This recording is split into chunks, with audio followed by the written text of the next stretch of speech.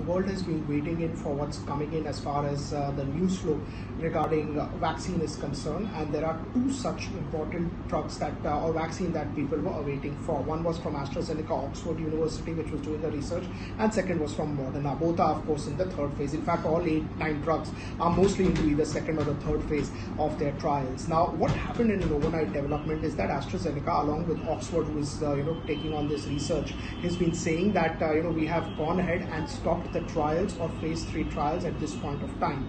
Why they have done so? So firstly, the drug has 3 cycles: phase 1, phase 2, phase 3. Now, generally phase 1 and phase 2 are slightly lower samples, and phase 3, of course, is a bigger sample that they do. So it takes a lot of time. There is a lot of other different kind of samples that come out of this data, and that's why it takes a lot of time, and chances of failure of any drug or success of any drug comes in only into phase 3. So what one or two of their volunteers have seen is some sudden side effects which they did not expect. We don't know the nature of the side effect, but that is something which has essentially happened.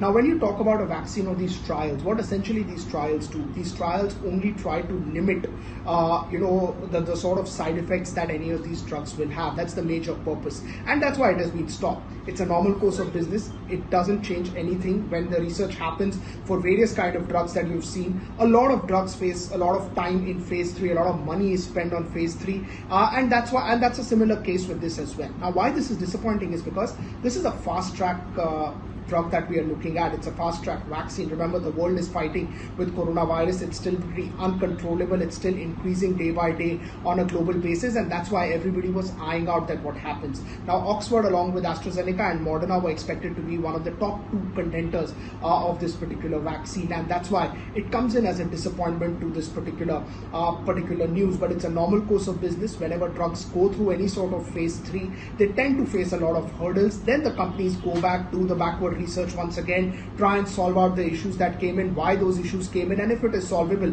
they again start the phase 3 trials. Now, remember that phase 3 trials for these companies were into various stages, into various countries. Even here in India, they were doing. Even US, they started in the after August 31st. Then they started in some of the earlier places like Brazil, South Africa, in UK as well, pretty early. So maybe, some of them have seen hurdles. Does it mean that one should get disappointed? Maybe because people were expecting it to go well, but it's reality. It tends to happen, and it sometimes also tends to happen that drugs do tend to come back. Once they can identify the issue, they can solve the issue, and still it works for antibodies, then, drugs tend to come back as well. So let's wait for more news from AstraZeneca, Oxford.